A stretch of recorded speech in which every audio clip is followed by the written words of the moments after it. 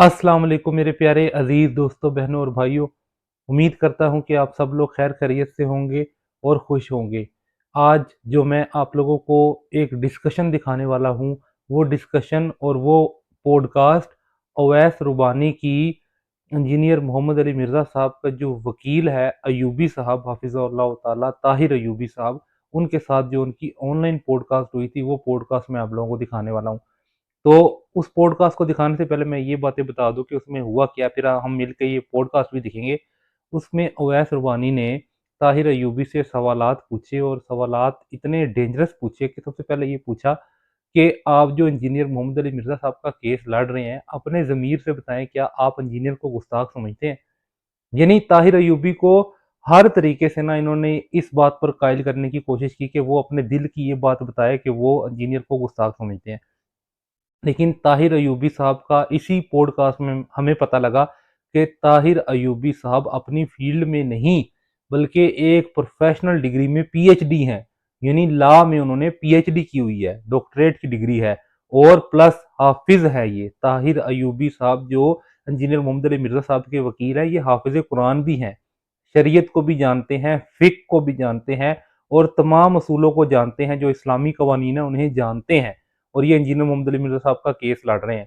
तो अवैस रुबानी ने बड़ी कोशिश की कि इनके मुंह से उगलवा लें कि ये इंजीनियर मोहम्मद अली मिर्जा साहब को गुस्ताख समझते हैं, लेकिन उन्होंने कहा, साफ साफ वर्डिंग दी कि मैं तो गुस्ताख नहीं समझता, मेरे नज़दीक तो इंजीनियर मोहम्मद अली मिर्जा साहब बेगुनाह है। और उन्होंने ये भी कहा कि वो केस इंजीनियर मोहम्मद अली मिर्जा साहब का लड़ रहे हैं और वो अच्छी खासी फीस भी ले रहे हैं। उन्होंने फिर अवैस रुबानी ने पूछा कि इंजीनियर मोहम्मद अली मिर्जा साहब तो कहते हैं मेरे पास कुछ भी नहीं है, तो उनकी फीस किसने दी? तो फिर उन्होंने कहा कि उनके बिहाफ पे दे दी होगी किसी ने, छोड़ें इस बात को। लेकिन ताहिर अयूबी साहब दिल से केस लड़ रहे हैं इंजीनियर मोहम्मद अली मिर्जा साहब का, और जल्द ही इंजीनियर मोहम्मद अली मिर्जा साहब जेल से बाहर होंगे। तो आए अब मैं आप लोगों को पॉडकास्ट दिखाता हूँ, तो ये देखें। हाफिज ताहिर अयूबी के ज़मीर की अदालत में ये शान रिसालत के कद के बराबर का जुमला है जो इस्तेमाल हुआ है, या उससे अच्छा इस्तेमाल हो सकता है? अगर ये साबित हो गया और फाजिल अदालत ने पनिशमेंट दे दी, तो क्या मैक्सिमम पनिशमेंट है इसकी, मुझे बताएं। नहीं, मैक्सिमम पनिशमेंट तो सुनाई बहुत है इसकी। जिला मोहम्मद के साथ वो फांसी हो जाएगी, ऐसा ही है जी डेफिनेटली 295 सी में सजा तो यही है।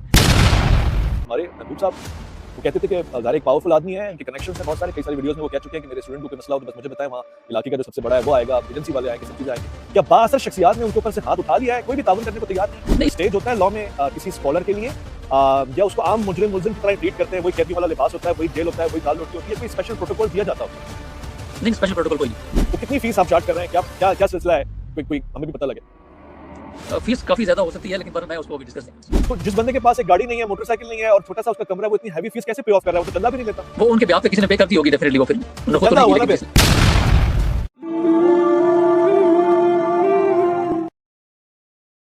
सलामती है उन आंखों पे जो हिदायत पे नजरें जमाए बैठी है, उन कानों पे जो जिक्र खैर के मुंतज़िर रहते हैं, और उन कदमों पे जो हिदायत की राह पे काम सुनते हैं। अस्सलाम वालेकुम वरहमतुल्लाहि वबरकातुहू। आप देख रहे हैं प्रोग्राम आया और मौलाना। आज का प्रोग्राम मौलाना के साथ तो नहीं है, मगर मौलाना के हवाले से है। एक ऐसे शख्स के हवाले से है जिसकी इल्मी काविशें हैं, जिसने नौजवानों को तदब्बुर तफक्कुर के वो अबवाब खोल के दिए हैं कि जो काबिल बहस भी हैं, मगर काबिल तवज्जो भी हैं। एक ऐसा शख्स के जिसने मजहबी दुनिया को किताब की तरफ किया है मुतवज्जा, दोनों मानों में, तायीद भी है, मुखालफत भी है। मैं सबसे पहले अपना ओपिनियन आपको बता दूं और उसके बाद फिर मैं गेस्ट का तारुफ करवाऊं। मेरी बड़ी शदीद किस्म की अखलाकी एक जद्दोजहद है हमारे उस महबूब शख्सियत के हवाले से, जिनके हवाले से आज प्रोग्राम है। मगर इस पूरे मौकिफ में मैंने उनके, बल्कि मैं कहूँगा कि इस पूरे सिलसिले को बहुत बारीकी तवज्जो के साथ देखा और इसको कंडेम किया, और कर भी रहा हूँ। और ये भी कह रहा हूँ कि जो शख्स आपसे ओपिनियन में इख्तलाफ रखता है, उसके ऊपर आप सजाएं, जराइम और इख्तिलाफात तो रख सकते हैं, लेकिन सजाएं और जराइम, और वो भी इस किस्म के जिससे अल्लाह और उसके रसूल नाराज होता है। देखिए, कोई मामूली मसला नहीं है। अल्लाह ताला कुरान करीम सूरह अहज़ाब ग़ालिबन 57 आयत में कहता है, इन्नल्लज़ीना युज़ूना अल्लाह व रसूलहू, वो लोग बेशक जो अल्लाह और उसके रसूल को ईज़ा देते हैं, लअनहुमुल्लाह, अल्लाह उन पे लानत करता है, फिर दुनिया वल आखिरा, इस दुनिया में भी और आखिरत में भी। तो क्या हम इसके माने समझ रहे हैं कि तौहीन रिसालत करने वाला दरअसल लानत का हकदार है और ईज़ा दे रहा है बारगाह रिसालत में, वो काम कर रहा है जिसका एक मुसलमान तो तसव्वुर नहीं कर सकता। और अगर कर रहा है तो फिर वो मुसलमान तो क्या, मैं समझता हूँ उसके इंसानियत के जो पेच है ना, वो भी ढीले हैं।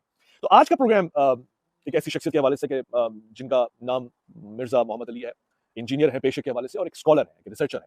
और मैंने हमेशा जब भी जिक्र किया है रिस्पेक्टफुल अंदाज में किया है, गोया तनकीद और तायीद दोनों का सिलसिला चलता रहता है। आज उनके एडवोकेट जो एक तरह से उनके रिप्रेजेंटेटिव है, बहुत ज़्यादा स्पोकन है, बहुत ज़्यादा बैलेंस पर्सनैलिटी है, और मुझे खुशी इस बात की हुई कि मैंने एक चलता हुआ क्लिप देखा जिसमें उन्होंने जिसे कहते हैं कि कवानीन को, आइन को और इस्लाम को तीनों के ये जो झंडे हैं ना, इनको उठा के रखा है। मुझे खुशी हुई इस बात की कि देखिए, एक होता है ना, एक ऐसा वकील जिसको सिर्फ लॉ का पता है, तो सिर्फ वो लॉ के बारे में आपको एक्सपर्टीज देगा। एक ऐसा वकील जिसको दीन दुनिया का भी पता है, हाफिज कुरान भी है, वो जिन इशू पे अपने क्लाइंट को डील कर रहा है, वो उन इश्यू से आगा भी है। इट्स वेरी गुड, मुझे अच्छा लगा। बहरहाल, लेकिन मुझे संजीदा किस्म के जो सवाल मैं पूछूंगा, रियायत कोई नहीं है, और वो इसलिए नहीं है कि अगर एक वकील से उसकी वकालत के पेशे के हवाले से नहीं पूछेंगे, एक आलिम से दीन दुनिया के बारे में बिला झिझक नहीं पूछेंगे, तो किससे पूछेंगे? भले आपसे नाराज हो या राजी हो। मैं जनाब एडवोकेट हाफिज अयूबी साहब को खुशामदीद कहता हूं। अस्सलाम वालेकुम वरहमतुल्लाह। जी वालेकुम सलाम वरहमतुल्लाहि वबरकातुहू। कैसे हैं वैसे भी आप? ठीक हैं, खैरियत से हैं? मैं बिल्कुल ठीक हूं। तो अयूबी साहब, खुशी हुई आपको प्रोग्राम में लेके, और आपका जो वक्त है मैं उसकी इंतहाई कदर करता हूं। वैसे हमारे जो यूट्यूब और सोशल मीडिया और इस तरह के जो लोग ज़हनियत के होते हैं, उनको व्यूज़ और ये सब चीज़ें ज़्यादा अच्छी लगती हैं। बुनियादी तौर से ज़ाती सवाल से स्टार्ट करेंगे, फिर आपके आज के मुकदमे और फिर रीसेंट एक्टिविटीज़ की तरफ से आएँगे। तो ये आपके लिए पहला केस है ब्लास्फेमी का? मिर्ज़ा साहब को लेके तो आपने काफ़ी केसेस में उनका साथ दिया है। इन जनरल किसी का भी कोई पहला केस लड़ रहा है ब्लास्फेमी का, या आप एक रिकॉर्ड रखते हैं, हिस्ट्री रखते हैं इस हवाले से? नहीं देखिए, उसमें जो क्रिमिनल केसेस के से हट के ये कोई अलग नोयत का केस नहीं होता उस तरह से। बेसिकली हमारी जो प्रैक्टिस है वो क्रिमिनल साइड पर है। तो इससे पहले भी जो इंजीनियर साहब का जो केस था वो मैं ही उसको देख रहा था, और अभी भी रिसेंट जो ये जो केस है ये भी मैं उसको देख रहा हूँ। लेकिन ओवरऑल जो ब्लास्फेमी के जो केसेस हैं, उसके अंदर कुछ कंटेंट इस तरह का होता है कि उसको फिर डिस्कस करना, जस्टिफाई करना ओवरऑल केस की बर्डनाइज होने की वजह से मैं सम टाइम अवॉइड करता हूँ। तो एक रीजन है, और ये बेसिकली ब्लास्फेमी का केस है ही नहीं, सीरियस केस नहीं है ब्लास्फेमी का। तो ये तो एक सेक्शन बस एक अट्रैक्ट होगी 295 सी, जिसकी वजह से एक तासुर पब्लिक में चला गया कि 295 सी है और ब्लास्फेमी। तो ये एक जनरल बात है। लेकिन मैं स्पेसिफिकली कोशिश करता हूँ कि मैं ब्लास्फेमी के जो केसेस हैं, जो मैं उनसे अवॉइड करता हूँ, मैं नहीं करता हूँ। हाँ, इसलिए कि मैं इस मुल्क में जानता हूं कि ब्लास्फेमी के केस लड़ना और खास तौर से उसकी अपोजिशन करना, ये खुद ही एक संगीन जुर्म है, मायूब तरीन है और हसास तरीन है। मगर आप बता रहे हैं कि आपकी, मैं ये समझ रहा हूं कि ये पहला ही केस है आप, यानी आप कम से कम एक बहुत बड़ी प्रोफाइल के वकील हैं और इस हवाले से नातजुर्बेकार है। नहीं, देखिए, जो क्रिमिनल ट्रायल है उसमें ऐसी कोई चीज़ नहीं होती, जो इसका सारा जो प्रोसीजर है वो सारा उसी तरह से होता है। ऐसी कोई यूनिक चीज़ नहीं होती कि जिसमें आप कहा जाए कि ये एक कोई अलग टर्मिनोलॉजी इसमें यूज़ हो रही है। मैं एफआईए के साथ काम कर रहे हैं, एनसीसीआई के साथ हम मल्टीपल केसेस कर रहे हैं। मेरी एक्सपर्टीज़ है साइबर में बेसिकली। तो साइबर की मेरी जो पीएचडी है वो ब्लॉकचेन टेक्नोलॉजी और साइबर से रिलेटेड है, लॉ के अंदर। तो मेरी एक स्पेसिफिक फील्ड है ये। तो ये बेसिकली साइबर जो पीका 11 जो लगा हुआ है इसके साथ, बेसिकली ये उसके तनाज़ुर में सारा जो केस है डिस्कस होना है। तो ब्लास्फेमी इसका एक छोटा-सा कंटेंट है। बेसिकली जो उसका ट्रायल होना है वो it's a kind of cyber है, चूँकि वीडियो के ज़रिए ये सारा मामला हुआ है। तो ये जो सारा इसकी जो डिस्कशन में आना है केस, ये पीका के अंडर आना है। तो ट्रायल भी इसका उसी तरह से होना है। तो इसमें कोई ऐसी कोई नई चीज़ नहीं है कि ये कहा जाए कि इसमें कोई ऐसा कंटेंट नहीं है, या आप कह लें कि ट्रायल में कोई ऐसी कोई नई बात नहीं है जो हमारे लिए नई चीज़ है। ओके, ठीक है, मैं आपकी एक्सपर्टीज के ऊपर एतमाद करता हूँ, और ज़ाहिर है आपके क्लाइंट ने भी आपकी एक्सपर्टीज के ऊपर एतमाद किया है और बकायदा उस एतमाद के ऊपर मुतमईन भी है, which is very good sign. आप कह रहे हैं कि ब्लास्फेमी का केस नहीं बन रहा, यानी 295 सी का केस नहीं लग रहा, उसकी क्या वजह है? क्योंकि जो पहली एफआईआर या जो मतन गया है, जो कंप्लेन गई है, वो तो इसी के पर्सपेक्टिव में गई है, और उन्होंने यही क्लेम किया है कि रिपीटेड टाइम्स, बल्कि रिसेंटली तो नज़रियाती काउंसिल भी ये कह रही है कि रिपीटेड टाइम जो है वो इस तरह के वर्ड्स इस्तेमाल किए गए हैं। सो ये किसी भी तौर से ब्लास्फेमी का केस नहीं है आपके ख्याल से? नहीं, देखिए, नज़रियाती कौंसल की जो बात है ना, वो तो एक 22 किस्म की एक ओपिनियन है, और इससे पहले जजमेंट है सुप्रीम कोर्ट की 2015, आई थिंक पेज नंबर 275 है। उन्होंने बहुत क्लियर किया इस मामले को कि जब से कॉन्स्टिट्यूशन बनने के बाद नज़रियाती कौंसल का एक वजूद सामने आया है, आज तक नज़रियाती कौंसल ने कोई ऐसी ओपिनियन या कोई ऐसी उनकी खिदमात नहीं है जिस पे उनको क्रेडिबिलिटी के तौर पे पेश किया जाए। इन्हें क्रिटिसाइज़ किया गया कोर्ट में हर जगह पे। नहीं, हमारी ऑनरेबल सुपीरियर कोर्ट्स हैं, हाई कोर्ट से सुप्रीम कोर्ट, उन्होंने हमेशा क्रिटिसाइज़ किया इनको कि नज़रियाती कौंसल की जो ओपिनियन है, वो एक तो बाइंडिंग नहीं है, दूसरा उन्होंने कहा कि उनकी ऐसी ऑथेंटिसिटी कभी नहीं आई कि एक रिसर्च बेस्ड वर्क उनका सामने नहीं आया जिसकी बेस पे किसी को कोई ऐसा डाटा उससे अखज़ किया जाए, या जिसकी बुनियाद पर कोई एनालिसिस किया जाए। तो ये एक बड़ी वजह है नज़रियाती कौंसल के हवाले से। तो अब जो दूसरा जो पॉइंट है कि ब्लास्फेमी का केस नहीं है, देखें, अब इसमें एक इंटरप्रिटेशन है। लास्ट डेट पे जब हाई कोर्ट में हम अपीयर थे, तो उस दौरान इन्वेस्टिगेशन एजेंसी के जो डिप्टी डायरेक्टर हैं, जो इसकी आईओ हैं इस केस के, उन्होंने खुद ये कहा कि ये जो केस हमारे सामने आया है, ये इस नोयत का पहला केस है हमारे सामने। क्योंकि एक डायरेक्टली 295 सी के जो कंटेंट्स होते हैं ओवरऑल, जो हमारे सामने जो इन्वेस्टिगेशन में पाकिस्तान में 400 से ज़ायद केसेस हैं, तो वो ये कहते हैं कि उनके अंदर जो कंटेंट है, ये एक यूनिक नोयत की बात है कि एक मज़हबी स्कॉलर वो एक बात करते हुए वो ये कहता है कि क्रिश्चियन ये समझते हैं, और वो एक तशरीह कर रहा है किसी मामले की। तो इस तरह के केसेस में हमें नहीं आइडिया कि ये ब्लास्फेमी के ज़मन में आता भी है या नहीं। तो ये जो एफआईआर हुई है, उसका जो बैकग्राउंड है, जो जेएलएम से स्टार्ट हुई है, वो तो एक ऑलरेडी एक कंट्रोवर्सी का शिकार है वो सारा मामला। तो एक एफआईआर तो होगी, और ना ही एफआईए ने कोई इंक्वायरी की है, जिस तरह का एक एफआईए का प्रोसीजर है कि वो इंक्वायरी करते हैं। उस इंक्वायरी के बाद वो देखते हैं कि आई उस कैटेगरी में फॉल करता है या नहीं करता। पाकिस्तान में तो ये बस आप कह लें कि आपको बस वो चाहिए, एक बैकग्राउंड चाहिए किसी केस को बनाने के लिए, तो आप बना। ठीक है, मैं इत्तेफाक करता हूँ, बात बिल्कुल ठीक है आपकी, 100% इत्तेफाक है। हमारे यहाँ ब्लास्फेमी का जो मिसयूज होता है उससे कौन वाकिफ नहीं है, एटलीस्ट पढ़ा लिखा तबका जो है वो इससे वाकिफ। मगर अयूबी साहब, देखिए, आपका एक बैकग्राउंड है, मजहबी बैकग्राउंड है आपकी। मैं घर वालों से लेकर खानवादे से लेकर सबका एहतराम करता हूँ जो दीन दुनियात की तरफ मुतवज्जो रहते हैं, और आपने दीन, मदरसा, कारी, मौलाना, मौलवी, इन सब प्रोसेस को करीब से देखा है। अवाम के लिए चले, अदालत तो है, एक अवाम की अदालत है। दिल पे हाथ रख के मुझे बताएं, आज आपका ज़मीर क्या फैसला देता है? वकील एक तरफ और एक मुसलमान एक तरफ, वो भी आशिक रसूल और आशिक अहले बैत मुसलमान। क्या आपके रसूल की गुस्ताखी हुई है? किसी ने एक बहुत लो लेवल जुमला इस्तेमाल किया है? क्योंकि वो जो इस्तेमाल कर रहा है वो तो क्रिश्चियन नहीं है ना। क्रिश्चियन तो चले इस हवाले से छूट है कि वो तो मुसलमान ही नहीं, तो उसको पता ही नहीं है, मार्फत नहीं है। मुसलमान इस तरह का जुमला इस्तेमाल कर रहा है और कोट कर रहा है, ठीक है, मगर वो क्या कोई उसके बेटर ऑप्शंस नहीं हो सकते थे? अच्छा, अगर आप इसको इस तनाज़ुर में देखें ना, कि अगर हम अपने ऊपर इस बात को लेते हैं, तो हमने देखना ये है कि आया इस तरह का जो मामला है, जब ये केस मेरे पास आया तो आपको शायद इस बात का आइडिया नहीं है। मैंने पाकिस्तान की जो जय्यत उलमा कराम थे, मुफ्तियान कराम, चूँकि मेरी बड़ी लगाव है उनके साथ, ओवरऑल पाकिस्तान में मेरे साथ कॉन्टैक्ट में हैं। मुफ्ती तारिक मसूद साहब से मेरी इन पर्सन बात हुई थी, इस तरह काफ़ी सारे उलमा कराम से मैं कॉन्टैक्ट में था, मैंने उनको लेटर लिखे थे इस हवाले से कि इसमें आपका नुक्ता नज़र क्या है। वो एज़ इट इज़ वो जो पूरा कंटेंट डिस्क्रिप्शन थी वो मैंने उनको भेजी, एफआईआर हमने उनको सेंड की, तो उन्होंने इस पे डिटेल अपना एक फतवा इशू किया कि ये उस तनाज़ुर में बात हो रही है। अब जहाँ तक देखें बात ये है कि क्रिश्चियंस की आपका ये बताओ, आपका पर्सनल मैं अपनी पर्सनल दिल में मैं चाह खुद रहा हूं, की मैं ज़मीर का मैंने फैसला चाह रहा हूं। अब उसमें जो मुफ्ती आज़म पाकिस्तान आप जिन्हें कहते हैं मुफ्ती तकी उस्मानी साहब, उनकी किताब इज़हारुल हक जो है कुरान से बाइबल तक, उसमें उन्होंने उन्होंने क्रिश्चियंस के और यहूदियों के एतबार से वो तमाम गुस्ताखियाँ लिखी हैं जो आप सल्लल्लाहु अलैहि वसल्लम की शान में नौज़ुबिल्लाह वो करते रहे। तो उन्होंने कहा कि हम इन तमाम चीज़ों को इसलिए पेश करते हैं, इनको इसलिए बता रहे हैं, वो इससे आगे लेवल की हैं, बहुत आगे लेवल की हैं। वो कहते हैं हम इसलिए उनको पेश करते हैं ताकि हम उनके अकीदे के बारे में बताएं कि हमारा इस्लाम का एक टॉलरेंस वाला जो मामला है वो क्या है, हम कहाँ स्टैंड करते हैं। अब जब हम उनके उन कॉन्टेक्स्ट को देखते हैं और फिर मेरे सामने तो इस केस में चूंकि जब से मैं इस केस में हूँ तो मोर देन 50 बुक्स जो है हमने इसकी जो इस्लामिक बुक्स हैं फिर जो इंटरनेशनली जो क्रिश्चियन बुक्स उनको देखा, तो ओवरऑल जो मेरे नज़दीक जो बात है ये तो बहुत यानी कि आप कह लें कि इस तरह की बात है कि इससे बहुत कई गुना आगे का उन्होंने जो है वो गुफ्तगू की हुई है, बात की हुई है। तो आप जब किसी को एनालिसिस करते हैं, देखें कंपैरेटिव रिलीजन की जब बात होती है तो उसको आप इस तनाज़ुर में नहीं देख सकते। एक आम इंसान का बात करना और एक ऐसे शख्स का बात करना कि जो इसकी मज़हबी हवाले से या वो कंपैरेटिव रिलीजन के हवाले से बात कर रहा हो, तो फिर उस पे वो गिरफ्त नहीं होनी चाहिए उस हवाले से कि उसका मकसद क्या है, क्योंकि इंटरप्रिटेशन है ये। आप इसको अपने तनाज़ुर में लेंगे। एक बंदा जब एक काउंसिल के पास आता है, मेरे पास एक केस आता है, वो मुझे कहते हैं नॉट गिल्टी, मैंने इस तनाज़ुर में बात नहीं की या मैंने ऐसा नहीं किया, तो हम उसी को इसी तनाज़ुर में ही लेते हैं कि ये आया जो वो कह रहे हैं कि ये उसी तनाज़ुर में गुफ्तगू या उसी तनाज़ुर में ही बात हुई है। और यही कोर्ट की प्रोसीजर है, जब फर्द जुर्म आयद करते हैं वो कहते हैं डू यू प्लीड गिल्टी, वो कहते हैं हम गिल्टी नहीं है, तो फिर वो ट्रायल स्टार्ट होता है, अदरवाइज़ तो ट्रायल जो है वो इनिशिएट नहीं होता। ठीक है, पता नहीं शायद मेरे कान कच्चे हैं या मैं पहुंचा नहीं पाया सवाल। हाफिज ताहिर अयूबी के ज़मीर की अदालत में ये शान रिसालत के कद के बराबर का जुमला है जो इस्तेमाल हुआ है या उससे अच्छा इस्तेमाल हो सकता है? मेरे नज़दीक नहीं, मेरे नज़दीक नहीं। ठीक है, ठीक है। बस सही है। अगर आप जैसा आशिक रसूल इसको कह रहा है कि आपके नज़दीक नहीं है, फिर मैं समझता हूँ किसी के पास सर्टिफिकेट देने के लिए कोई हौसला नहीं है। अच्छी बात है। आई ओपनली एक्सेप्ट इट। आपने कहा ब्लास्फेमी के हवाले से किताबें जो लिखी गई हैं, मेरे ख्याल है आपने सिराज खान साहब की blasphemy against the prophet Muhammad सल्लल्लाहु अलैहि वसल्लम पढ़ रखी होगी, ज़ाहिर है वो भी आपने पढ़ी है। सैफुल मसलूल और फिर अला मनसबा, इसके अलावा जितनी किताबें ब्लास्फेमी के ऊपर जो पाकिस्तान में मौजूद हैं, beyond the law, living blasphemy in Pakistan, ये सब चीज़ें आपने पढ़ी, मुताला किया है। स्कॉलर्स देख रहे हैं कि वो किताब में कोट करते हैं वो जुमले जो सामने वाले फरीक ने शामिल किए, और ऐसी किताबें जो रद्द में आती हैं उन पे लिखा होता है कि रद्द फला, लेकिन वो सारा मवाद कोटेड होता है उसके अंदर। सो क्या आप में इतना हौसला नहीं था आपकी टीम में कि एक रिवर्ट केस उनके ऊपर भी फाइल करें और बोले कि ये सारा कुछ जो है इसके ऊपर भी वही 295 सी लगता है, चाहे वो तकी उस्मानी साहब है, चाहे वो मुनीबुर रहमान साहब है, चाहे वो उवैस अब्बानी साहब है, इन सबको भी आप एक काउंटर एफआईआर में नहीं डाल सकते थे? हम बिल्कुल डाल सकते हैं। देखें, ये इंजीनियर साहब की जो कि मेरे पास जो केस है हम तो उसको देख रहे हैं, लेकिन मैंने जो एक सजेशन के तौर पे ये चीज़ डिस्कस हुई थी और उन्होंने कहा क्योंकि हम ओवरऑल उनकी पॉलिसी है अपनी एक कि वो कहते हैं कि हम जारियत के साथ या स्टेट के खिलाफ ऐसी चीज़ ना करें जिससे नाती का खदशा हो, इस तरह की चीज़ें ना हो। वो उनकी अपनी एक स्टेटमेंट है, वो कहते हैं हम इस तरह से ना करें। अदरवाइज़ ये जो एक केस बनाया गया है, ये आपकी बात बिल्कुल ठीक है। अगर इसको बुनियाद बना लिया जाए, तो फिर एफआईआर का ना रुकने वाला सिलसिला पाकिस्तान में शुरू हो जाएगा। फिर वो तमाम किताबें जो आप कोट कर रहे हैं वो भी, और जो हमारे पास जो बुक्स सारी जो अवेलेबल हैं, और फिर वो एक ऐसा सिलसिला बनेगा कि ये तो फसाद फिल अर्ज़ का एक काम जो सिलसिला शुरू हो जाएगा पाकिस्तान के अंदर।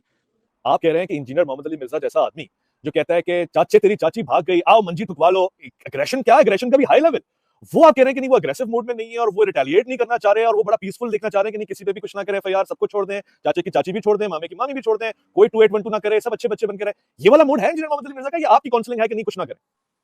नहीं, मेरी काउंसलिंग तो चलें अपनी जगह पे है ना, लेकिन देखें एक मामला हमारे सामने है और ये जिन्होंने एफआईआर करवाई है ये उनका इल्मी लेवल है, इसका बैकग्राउंड जो मामला है वो एक मज़हबी उसमें इशू है। अदरवाइज़ ये जो इशू है ना, अगर इनको हम देखें, अगर हम ये कहते हैं, आपने जब मेरे से बात पूछी कि आप कहाँ ये समझते हैं कि क्या ये गुस्ताखी वाला मामला है, तो मैंने कहा मैं नहीं समझता। तो इसी तरह से जब ये समझता हूँ कि वो बुक्स में जो तमाम चीज़ें लिखी गई हैं वो तंबीह के तौर पे या उनको रद्द करने के तौर पे लिखा गया है कि ये उनके कायदे हैं, तो हम उनको नहीं समझते। तो यही एक बुनियादी वजह है कि जब हम उनको इस ज़ुमरे में नहीं समझते, तो ये जो एफआईआर करवाई गई उसी तनाज़ुर में चूँकि हुई है, लेकिन लेटर ऑन हम इन चीज़ों को देख लेंगे कि क्या हमने उस तरफ जाना है या नहीं जाना उस तरफ।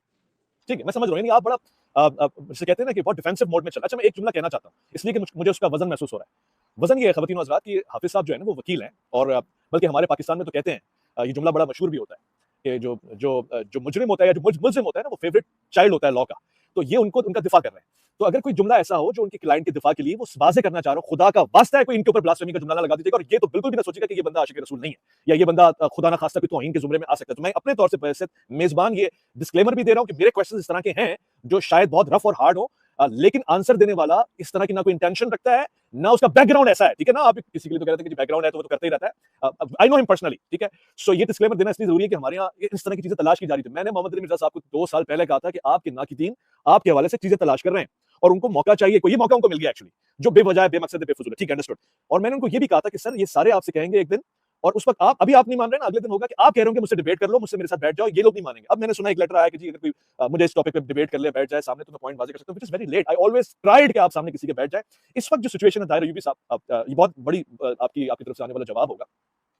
मुझे एक फिक्र लाहक रहती है हमारे यहाँ, जो ब्लास्फेमी का जिसको इल्जाम ही लग जाए ना, जो साबित भी ना हो, अब उसके पास 2 ही ऑप्शन होते हैं, या तो वो इस केज को तोड़े और अब ऐसी जगह पे चला जाए जहां वो सेफ और प्रोटेक्टेड होता है, या फिर वो किसी जाहिल, किसी नाम नेहाद आशिक और किसी अपने आप को मर्द मुजाहिद समझने वाले शख्स से अपने आप को बचाए किसी तरह, वरना उसके हाथों पे वो उस पे जन्नत वाजिब हो जाती है। सो क्या आपने इसकी प्रिपरेशन भी की है कि ऐसा कोई स्टूपिड आदमी स्टूपिड एक्ट ना कर जाए? नहीं, आप बिल्कुल ठीक कह रहे हैं। ये इसकी जो बुनियाद है, मेरे पास काफ़ी सारे केसेस इससे पहले के हैं, जिनमें इन्हीं रीज़न के ऊपर जो है वो लोगों को कत्ल किया गया है और मैंने वो ट्रायल किए हैं और मुझे बड़ा अफ़सोस हुआ है इन सारे मामलात में कि पाकिस्तान के अंदर ये बड़ा एक अलमिया है, बहुत बड़ा अलमिया है। लेकिन उसकी जो बैकग्राउंड है, अगर आप उसको देखें तो यही वो हमारे उलमा कराम भी हैं जिनसे हमारी बहुत मोहब्बत है। लेकिन मुझे दुःख होता है मुझे कि जो इस तरह के ज़ाती अपनी देखें, अगर बरेलवी देवबंदियों को जो है वो मुसलमान नहीं समझते हैं, गुस्ताख समझते हैं या सब जगह वो काफ़िर कह रहे होते हैं और वो बाज़ औक़ात अहले हदीसों को, वो कभी अहले तशय्युअ को, तो ये हमारे पाकिस्तान में एक अनारकी की सिचुएशन तो ऑलरेडी बनी हुई है। तो फिर अगर आपने इसको बुनियाद बनाना है और आपने ये देखना है कि किसी के खिलाफ आपने फतवा सादर करना है, तो आपको नो डाउट कि 295C का कानून अगर मौजूद ना हो तो मुल्क में बहुत बड़ी नाटी फैलने का खदशा हो सकता है। यानी एटलीस्ट एक प्लेटफॉर्म है किसी के पास कि वो 295C की एफआईआर करवा लें। लेकिन 295C का इस्तेमाल भी जिस तरह से हमारे मुल्क में किया जा रहा है, वो भी देखें इतनी खतरनाक हद तक सिचुएशन बन गई है कि अब वो किसी को, अब इससे पहले ये वीडियो वायरल हुई थी, इससे पहले एक मुफ्ती साहब हैं या उन्होंने एक बयान दिया कि कोई भी उठे और वो इस बयान के बाद वो जो है उनको हम 10 लाख रुपए उनको दें, उनकी सर की कीमत है वो करें। तो अब देखिए उनके खिलाफ क्या कार्रवाई हुई है। तो कोई कार्रवाई इस मुल्क में नहीं होती। उनकी उनकी बैकग्राउंड है, मज़हबी बैकग्राउंड के लोगों को यही एक एज मिलता है और कोई उठेगा और कोई मार देगा और फिर वो सारा मामला। अब माज़ी में आप देख लें मुमताज़ कादरी को जो पुश करने वाले लोग कौन थे। आपको बेहतर पता होगा कि उनकी वो किस बयान के ऊपर जाके उन्होंने किस वीडियो किस स्पीच को सुन के उन्होंने वही काम किया था। तो और बाद में लेटर ऑन फिर जिन्होंने वो कहा और बाद में एफिडेविट सबमिट हुआ, उन्होंने कहा हमने इस तरह की कोई भी किसी को ना उभारा है, ना हमने इस तरह की कोई स्टेटमेंट दिया है जिससे कोई बंदा ये काम करे। तो मुल्क में बेसिकली इसकी जो बैकग्राउंड है ना, अगर जो हमारे उलमा कराम है या अगर मैं कहता हूँ कि जो जय्यद उलमा कराम है जो समझते हैं वो तो शायद इसमें ना हो, लेकिन कुछ चंद लोग हैं जो मुसलसल इस काम को कर रहे हैं और लोगों को उभार रहे हैं इस चीज़ पे, तो बैकग्राउंड उनकी भी है। और इस केस के अंदर स्पेसिफिकली जब ये मामला सामने आया तो नजरियाती कौंसिल ने वो रोल प्ले किया, एक मावरा अदालत का रोल प्ले किया है। उन्होंने कहा कि ये बिल्कुल गुस्ताखी का मुर्तकिब हो गया और उसकी जो ओपिनियन थी वो खुद कंट्रोवर्सी है, उसका कंटेंट जो है कंट्रोवर्शियल है उसका, और उसमें उन्होंने अनअटेंडेड छोड़ा है तमाम चीज़ों को और वो खुद कहते हैं ये तमाम चीज़ें कोट करना जायज़ है, लेकिन चूंकि बार-बार किया है वो जायज़ नहीं है। कभी वो कहते हैं हम मसीह बरादरी को लिखेंगे, उनके अकीदे क्या है, तो वो एक सारी ना उसकी बुनियाद है, ना उसका गुस्सा है, ना उसका पाँव है, उसके बावजूद भी उन्होंने एक मुर्तकिब करार दे दिया है गुस्ताखी का किसी इंसान को। अब उसकी बुनियाद पे कोई इंसान उठे और वो जंग अखबार में भी लगाया उन्होंने और मुख्तलिफ फेसबुक के चैनल्स पे और इनके सोशल मीडिया प्लेटफॉर्म पे खुद से उन्होंने उन तस्वीर को अपलोड किया कि हमने फैसला सुना दिया। अब उस फैसले की बेस पे लोग अगर ये तासुर लेके अगर कोई उठ के कोई बंदा कत्ल कर दे मिर्जा इंजीनियर को, तो क्या मुझे बताएं कि क्या नजराती कौंसिल की जिम्मे ये चीज़ नहीं पड़ेगी? तो हमारे मुल्क में हर That's बंदा what जो I'm है वो saying. अपनी अदालत लगा जी, के बैठा हुआ है, हर इदारा जी, अपनी अदालत लगा के बैठा हुआ है। जी, बिल्कुल ऐसे ही है। Agree with it and that's what I am saying. वो जो फेवरेट बल्कि बहुत ही मशहूर किस्म का सेंटेंस इस्तेमाल होता है कि accused is the favourite child of law. आपको अब तक कोई फेवर मिला है, कोई लेवरेज मिला है, कोई आसानी मिली है, बावजूद इसके कि इतनी संगीन और हसास किस्म की सिचुएशन है आपके लिए? देखिए अभी हम जब हाई कोर्ट में थे तो हाई कोर्ट ने उस तमाम डाटा को देखा है जो हमने बेल के साथ अटैच किए थे। वो तमाम सोर्सेज़ उन्होंने देखे हैं और उसके साथ उन्होंने ये चीज़ को डिसाइड किया कि इस बेल को दोबारा हम रेफर कर रहे हैं सेशन में कि जिन्होंने इस बेल को खारिज किया है। उन्होंने कहा कि इस बेल को as deemed to be pending कि आप इसको ना दोबारा सेशन में आप ये कंसीडर करें कि ये बेल दोबारा सेशन में पेंडिंग है और दोबारा से इस बेल की वो समाअत करेंगे, उस पे फैसला करेंगे। अगर ये केस इस तरह का होता कि बाकी जो ब्लास्फेमी के केसेज़ हैं, तो हाई कोर्ट जो है वो 2 ही उनके पास वो ऑप्शन होते हैं, या वो आप कह लें कि वो या डिसमिस कर देते हैं बेल को, या वो ब्लास्फेमी के केसेज़ में खास तौर पे वो केस को डायरेक्शन के साथ रेफर करते हैं कि आप हम इस डायरेक्शन दे दें कि आप इस ट्रायल को कंक्लूड करें 2 माह में या 3 माह के अंदर। लेकिन ये जो केस था ये बड़ी यूनिक बात थी। 5 नवंबर 2025 को जस्टिस लागत अली खान साहब रावलपिंडी बेंच में जो है लाहौर हाई कोर्ट के, उन्होंने ये फैसला दिया कि केस दोबारा से सेशन को कहा कि इसको सुने। ये उस तरह का केस नहीं है जिस तरह का आपने एक सिंपल डिसमिसल का केस बना के इसको आपने खारिज करके भेज दिया। आप प्रॉपर्ली इन कंटेंट को, इन तमाम चीज़ों का एनालिसिस करते हुए दोबारा से फैसला अनाउंस करें। ओके, ठीक है। आपका नाम भी ताहिर है और दूसरी तरफ भी एक ताहिर है, लेकिन वो अशरफियों में तौले जाते हैं। आपकी मालूम नहीं क्या कीमत है और मिर्ज़ा साहब आपको क्या फीस देते हैं। उन्होंने तो बहुत सीरियस किस्म के एलिगेशंस लगाए हैं और ऐसा लगता है कि यानी कि वो छोड़ने वाले नहीं हैं। बहुत संजीदा किस्म के मसाइल हैं। चलें, अब 2 ही सिचुएशन हो सकती हैं कि हाफ़िज़ ताहिर अय्यूबी साहब की फतह हो और उनके चाहने वालों की फतह हो, मिर्ज़ा साहब की फतह हो, तो मेरे ख्याल है वो कल ही बाहर आ जाएँगे, ठीक है। दूसरी सिचुएशन क्या हो सकती है, अगर आपकी शिकस्त होती है और दूसरे जो ताहिर और तमाम गैर ताहिर और मुताहिर लोग हैं, अगर ये साबित हो गया और फाज़िल अदालत ने पनिशमेंट दे दी, तो क्या मैक्सिमम पनिशमेंट है इसकी, मुझे बताएँ? नहीं, मैक्सिमम पनिशमेंट तो सज़ाए बहुत है इसकी ना, लेकिन ये उस तरह का केस नहीं है।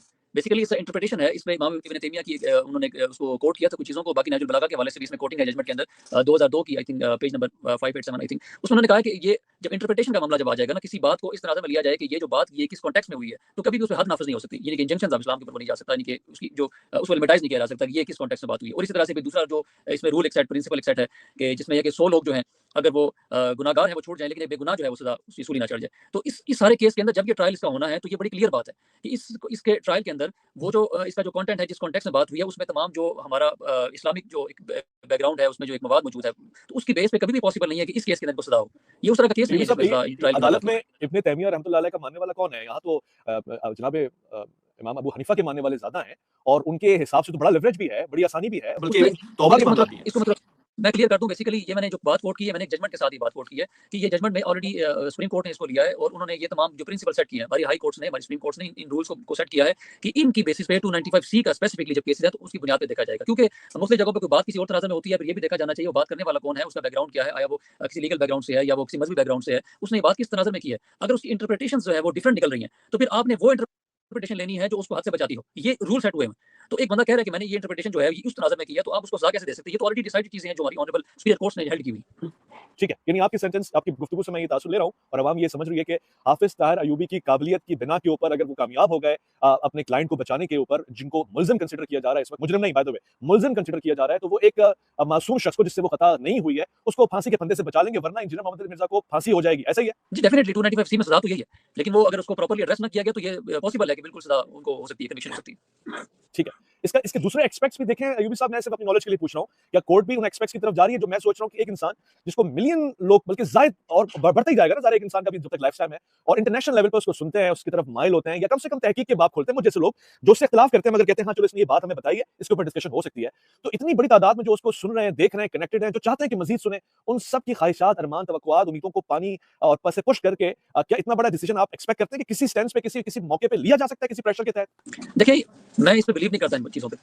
उसकी वजह ये है कि माज़ी में आप देखें कि मुमताज़ कादरी वाली मैं एग्जांपल पहले भी आपको दिया, दोबारा दे रहा हूँ। उसपे जो पाकिस्तान में एक ओवरऑल एक सिचुएशन बिल्ड थी, उसके बावजूद अदालतों ने उनको सज़ा दी और वो बैकग्राउंड नहीं देखा कि वो किस बैकग्राउंड में थी या उन्होंने क्या कहा या क्या किस कॉन्टेक्स्ट में बात थी। इसी तरह से हमारी अदालतों में इस तरह का प्रेशर नहीं होता। ख़ास आप ये कह सकते हैं कि हमारी लोअर कोर्ट्स में किसी हद तक इस तरह का प्रेशर होता है, लेकिन हाई कोर्ट्स में इस तरह का कोई प्रेशर नहीं है और उन्होंने इसी तनाज़ुर में इसको देखना है कि ये जो बात हुई है और ये किस तनाज़ुर में हुई है, किस कॉन्टेक्स्ट में हुई है, उनकी डिस्क्रिप्शन को देखा जाएगा, एफआईआर को देखा जाएगा और वो जो उसके बाद जो आने वाली फर्दर जो स्टेटमेंट्स थी उसकी क्लैरिफिकेशन थी उसको देखा जाएगा और उन्हीं तनाज़ुर पे ही फिर कोर्ट्स ने उसका फैसला अनाउंस करना है। एक अवामी तासुर ये भी है कि कहते हैं कि हमारे महबूब साहब वो कहते थे कि ज़ाहिर एक पावरफुल आदमी है, उनके कनेक्शंस हैं बहुत सारे, कई सारी वीडियोज़ में वो कह चुके हैं कि मेरे स्टूडेंट को कोई मसला हो तो बस मुझे बताएँ, वहाँ इलाके का जो सबसे बड़ा है वो आएगा, एजेंसी वाले आएँगे, सब चीज़ें आएँगी। क्या बाअसर शख्सियात ने उनके ऊपर से हाथ उठा लिया है? कोई भी ताउन करने को तैयार नहीं है? नहीं, इस तरह की कोई सिचुएशन मेरे सामने तो नहीं। देखें, हम जब इस केस को प्लीड कर रहे हैं तो हमारी तो यही है कि हम इस केस के हद तक हमने तमाम चीज़ों को देखना है और वो अकॉर्डिंग टू लॉ आप कह लें, हमने उसी के अकॉर्डिंग ही चीज़ों को चलाना है। जो एक इन्वेस्टिगेशन का प्रोसेस है वो अडॉप्ट हो, हम बेल का प्रोसेस को अडॉप्ट करेंगे। वो अगर उनके पर्सनल सोर्सेज़ हैं तो व्हाटएवर वो उनके पास होंगे या वो उसको यूटिलाइज़ करें, बाद में आके करते हैं वो करें, लेकिन मेरे एंड पे हमने सिर्फ लीगली ही सारे मैटर को देखना है। अच्छा डॉक्टर साहब, एडवोकेट साहब, हाफिज़ साहब, ये बताएँ कि कोई प्रेस्टीज होता है लॉ में किसी स्कॉलर के लिए या उसको आम मुल्ज़िम की तरह ट्रीट करते हैं, वही कैदियों वाला लिबास होता है, वही जेल होता है, वही दाल-रोटी होती है, कोई स्पेशल प्रोटोकॉल दिया जाता होता है? नहीं, स्पेशल प्रोटोकॉल कोई नहीं।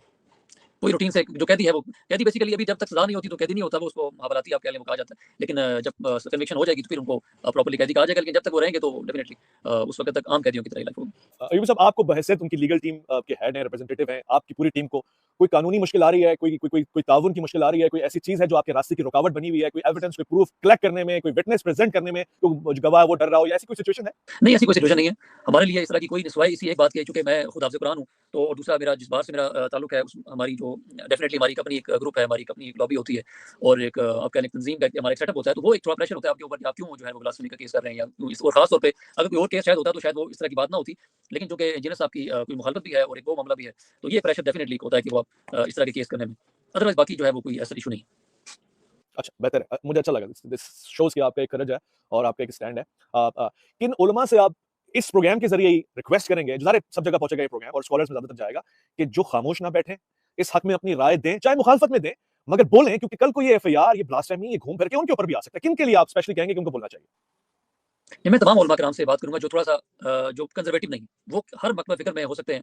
वो ज़रूर अपना पॉइंट ऑफ व्यू इस मामले में क्लियर रखें और बजाय इस बात के, मेरे कई उलमा किराम से ऐसा मेरा राब्ता हुआ और मेरी उनसे बात हुई, तो उन्होंने यही कहा कि बिल्कुल जो इवन के बरेलवी मकतब फ़िक्र के, वो भी आपकी इस बात से सुनेंगे तो उनको आइडिया हो जाएगा मैं किनके हवाले से बात कर रहा हूँ।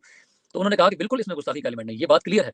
लेकिन चूँकि हमारा एक सेट का एक प्रेशर है, नाम लेते हैं उस आप, प्रेशर की वजह नाम से लेते हैं ताकि उन नहीं, स्पेस में मैं मालूम हो बस ना रास्ते कि में चलूँगा, फिर वो कहेंगे कि वो बेहतर है कि वो इसका मतलब है कि उनमें आप जैसी हिम्मत नहीं है ना, वो फिर वो वकालत नहीं कर सकते। वो सिर्फ वो इधर भी कह रहे हैं कि हम आपके साथ हैं, उधर भी कह रहे हैं हमारे, और बानी की तरह क्या कि भले मुखालफत हो लेकिन वो ये नहीं कह सकते कि नहीं किया जी, नहीं किया, नहीं, मैं गुस्ताखी नहीं हुई है। चलें उनकी उनकी उनकी बात है, उन्हीं तक वो पहुँच जाएगी, उनको आइडिया हो जाएगा इस मैसेज से। वो बेशक हाँ। आपकी वीडियो में उनको शेयर कर दूँगा।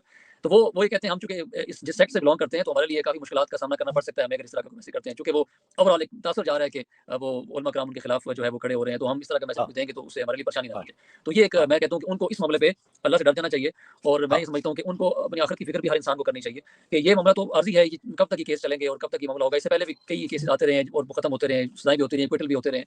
तो ये चीज़ें चलती रहेंगी, लेकिन एक इंसान की हिस्से की उसने शम्मा जलानी होती है, वो एटलीस्ट अपने हिस्से की वो जलाएँ, वो किसी भी मतलब फ़िक्र से बिलॉन्ग करते हो। अगर वो समझते हैं कि ये चीज़ नहीं है तो डेफिनिटली करें। और मुझे हैरानगी है कि मुफ्ती तकी उस्मानी साहब की चूँकि बड़ी क्लियर उनकी जो बुक है उसमें उन्होंने ये जो चीज़ें बयान की हैं, लिटरली मैं उनको जब स्टडी कर रहा था इस केस के दौरान तो मेरे से वो पढ़े नहीं गए अल्फाज़। मैं उनको पढ़ नहीं सका कंप्लीटली, इसलिए मैंने उनको हाइलाइट किया और मैंने कहा उसको कोर्ट में अटैच करके लगा देंगे। और मैंने कहा अगर ये बातें, ये गुफ्तगू सिर्फ शेयर कर दी जाए और किसी के सामने पढ़ दी जाए तो वो इंसान को हो सकता है वो ज़िंदा ही ना छोड़े उसको। तो ये बातें उन्होंने कोट करके आखिर में 2-4 लाइनों में लिख दिया कि ये जो गुफ्तगू है, ये सारी बातें जो हमने की हैं इसलिए की हैं ताकि उसके अकीदे के बारे में जस्टिफिकेशन हो सके कि वही समझते हैं नकल कुफ़र, कुफ़र नबाशत, ये लिख के उन्होंने इस चीज़ को क्लोजिंग रिमार्क्स दे दिए, उसको सारी चीज़ को क्लोज़ कर दिया। अब देखें अगर ये बातें आप अगर उनको ये सही समझते हैं तो फिर क्यों ये जो जिस तनाज़े में ये बात हुई है, फिर आपके खिलाफ ये तो फिर बात हुई, सिलसिला वो चलेगा, फिर ये तो ना खत्म होने वाला है। कल को आपके गिरबान भी लोग पकड़ेंगे और कल कोई सारा मामला होगा, तो एटलीस्ट जो नकल कुफर के मामले पे जो अपनी स्टांस है उसको क्लियर करें और ज़ाती रंजिश को और ज़ाती इख्तिलाफ को साइड पर रखें।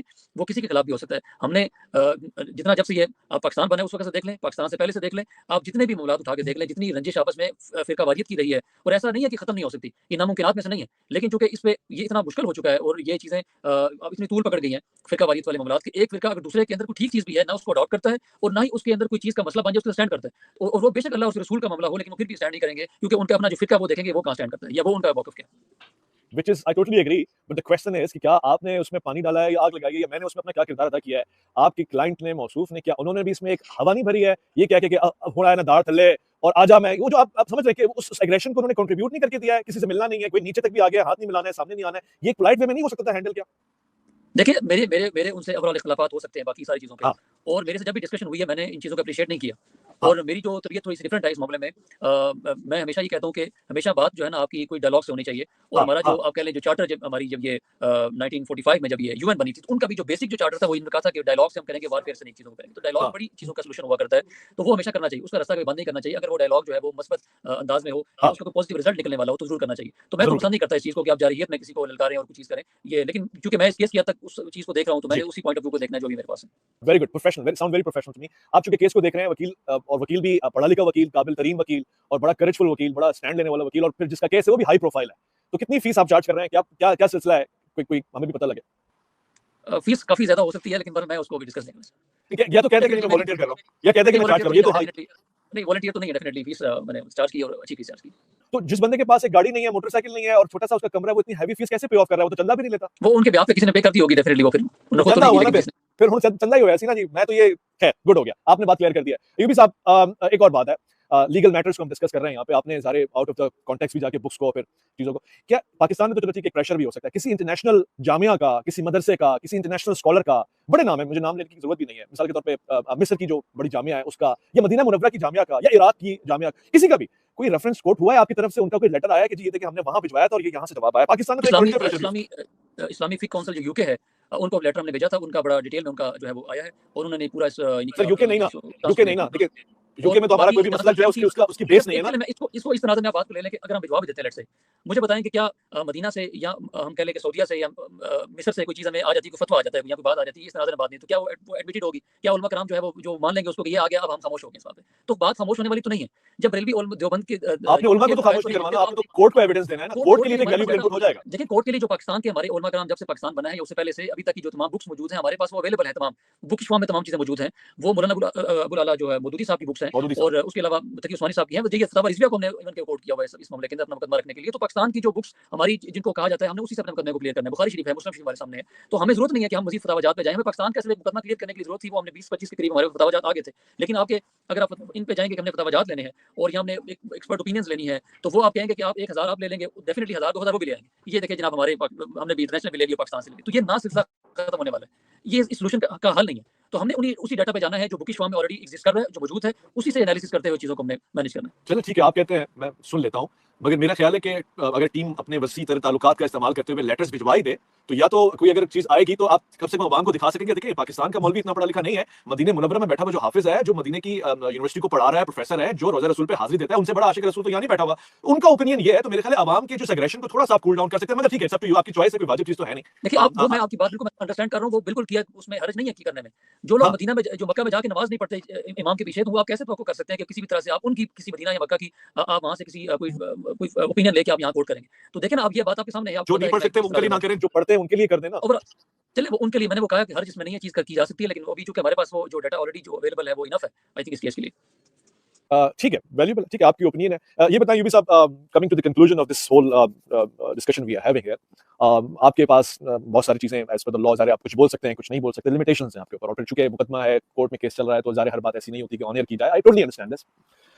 मगर इस पूरे सिनेरियो में आप बहैसियत वकील जो अपनी लीगल एक्सपर्टीज शेयर कर रहे हैं, आपको नहीं लगता कि मुकदमा जो भी है, जिस तरह का भी है, इन जब तक ये डिसीजन आए ना आए, इसी में जो हमारे होता है आमतौर से, इतना खींच दिया जाता है इसको, इतना इतना इसको इतनी लेंथ मिल जाती है कि एक बंदा अपनी वैल्यूएबल उम्र जाया कर चुका होता है, अपनी काबिलियत, सलाहियत, पैसा, इनकम, व्हाटएवर, ये सब कुछ जो है वो रिस्क के ऊपर ऑलरेडी होता है। तो चले एक तो हाई एक्सटेंट है कि फांसी हो जाए, अल्लाह ना करे जी फांसी नहीं होती है, मगर मुकदमा इतना खिंच जाए कि जी वो उम्र पूरी वहीं गुजर गई है, तो ये एक नुकसान नहीं होगा? डेफिनेटली नुकसान तो है इस तरह के केसेस में, लेकिन अब ये जो मामला है मेरे पास चूंकि 18 सितंबर से ऑनवर्ड चूंकि मेरे पास ये केस आया और उस वक्त से लेके अभी तक हमारी काफी डेवलपमेंट्स इस केस में हो चुकी हैं। सेशन से हमारी बेल थी, वो खारिज हुई, फिर हम टाइमली हम हाई कोर्ट चले गए और वहाँ नजराती काउंसिल को भी हमने चैलेंज किया हुआ है। तो ओवरऑल हमारा जो जो इस तरह के केसेस में आप कह लें एक स्पीड कह लें आप इस ट्रायल, तो वो ऑलरेडी हम एक बड़ी फास्ट रेमेडी की तरफ जा रहे हैं और मुझे नहीं लगता कि इस केस में बहुत ज्यादा वो स्ट्रेच वाला मामला होगा कि हम उसमें डिले टैक्स वाला। इस केस में मेरे एंड पे अगर मैं इसमें काउंसिल रहा तो इंशाल्लाह वो मामला नहीं होगा। कुछ लोग कहते हैं और मैं भी उनमें हूँ जो शुरू से कहते हैं कि जो लीगल टीम है अगर वो काउंटर एफआईआर जैसी कोई चीज करती या फिर उस कंप्लेन को जिस तहत उठाया गया था उसी पे एक लीगल मैटर डाल देती और इवन जो नाकाबिले जमानत बातें हैं सारी उसके ऊपर अगर काउंटर करती तो ज्यादा अच्छा होता है। शुरू में थोड़ा सा हल्का चले, उसके बाद फिर अब एहसास हो रहा है कि नहीं सख्ती हो जाएगी, मसला हो जाएगा। ऐसा शुरू में अगर कोई पॉलिसी बनाते या फिर शुरू में ऐसा था नहीं, आपके अलावा कोई और केस देख रहा था? नहीं, केस स्टार्ट से मेरे पास ही था, लेकिन वो आपने देखा किसी के खिलाफ काउंटर करने के लिए आप किसको कहेंगे? अब देखें ना, हमने फिर लोगों से कांटेक्ट करना है, उनको कहना है कि आप ये काम स्टार्ट करें या फलां करें, तो अपनी एनर्जी को डाइवर्ट करने के बजाय अपने क्लाइंट को रिलीफ दिलवाएं, पहले हम ये काम करें, उसके बाद वो तमाम चीजें वो खुद से भी एड्रेस हो सकती हैं, उनको बाद में लेटर ऑन किसी स्टेज पे देखा जा सकता है उन चीजों को। लेकिन अगर हम इन काम में लग पड़ते हैं कि फलां के खिलाफ एफआईआर करवानी है, फलां एप्लीकेशन दिलवानी है, फलां कंप्लेंट दिलवानी है, तो आप हम मेन फोकस से बढ़ जाएंगे। ये सब जिस तो हमें समय उसको उसको डाइवर्ट नहीं गिरफ्तार करना किया गया चाहते। था उस वक्त तो 295 सी नहीं थी ना, उस वक्त आप नहीं कर सकते थे इसको काउंटर, वो नहीं, उस वक्त वो 295 सी लग चुकी थी जी, अरेस्ट जब उनको किया गया तो 295 सी ऑलरेडी एफआईआर तो ऑलरेडी हो चुकी थी। वो उन्होंने डिटेंशन इसलिए किया था ताकि पब्लिक में वो इस तरह का कोई अनार्की फैलने का जो खदशा था वो ना हो, तो एफआईआर तो ऑलरेडी हो चुकी थी जब उनको अरेस्ट किया गया। ओके, गुड, ओके, क्योंकि आप साइबर क्राइम को भी देखते हैं और आपकी एक्सपर्टीज माशाल्लाह आपने बताया कि पीएचडी भी साइबर के हवाले से है। एफआईए इसमें किस हद तक इन्वॉल्व है और जो नई साइबर कमेटी और टीम बनी है, टास्क फोर्स बनी है, उसका इसमें क्या रोल है, ये भी हमें बता दें। मावरा अदालत नहीं, साइबर में तो मैंने आपको बता दिया, जो एनसीसीआई है रावलपिंडी जो है, उन्होंने तो खुद ये स्टांस लिया कि हमारे पास खुद ये पहली नौयत का इस तरह का केस है कि वो जिसमें बने ऐसा अभी क्वांटम पहले ही होना है ना सर, वो तो नहीं बनी तो अभी इतनी नहीं, उनकी वो काफी केसेस कर चुके हैं। एनसीसीआई तो बहुत ज्यादा केसेस कर चुके हैं, हम तो काफी सारा उनके साथ हमने काम किया है। उनके खिलाफ काफी सारे केसेस हैं जो हम कर रहे हैं, मुख्तलिफ बेल्स हैं, ट्रायल्स हैं, हम कर रहे हैं।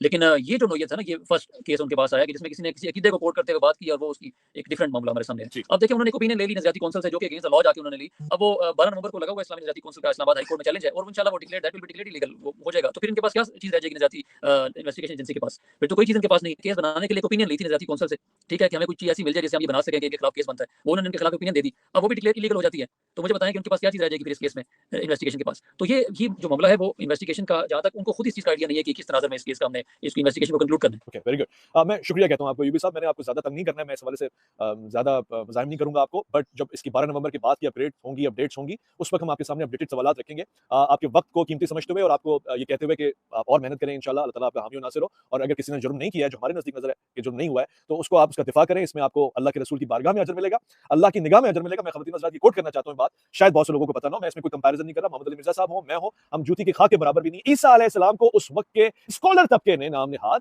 अदालत में खड़ा करवाया और 100 कत्ल करने वाले मुजरिम को रिहाई करवा दी। ईसा अलैहिस्सलाम जिन्होंने एक कत्ल तो कुछ मुर्दे जिंदा किए थे जी, एक रिवर्स प्रोसेस होता है, उनको स्लेब पे चढ़वाने की पूरी साजिश करवा दी। सो ये सब कुछ होता है और ये वो तबका भी करता है जिससे आप एक्सपेक्ट करते हैं तो राबाइज हैं, ये तो बड़े स्कॉलर्स हैं, ये तो नहीं, कुरान ने भी इनकी मजम्मत कर दी है। अलबत्ता डिसाइड हमें ये करना है कि हम सही जस्टिफाई कर रहे हैं, क्या उतना ही वर्थफुल है और कोई मुजरिम जिसको हम मुजरिम बनाना चाह रहे हैं वाकई मुजरिम है या फिर उस पे इल्जाम लगा है।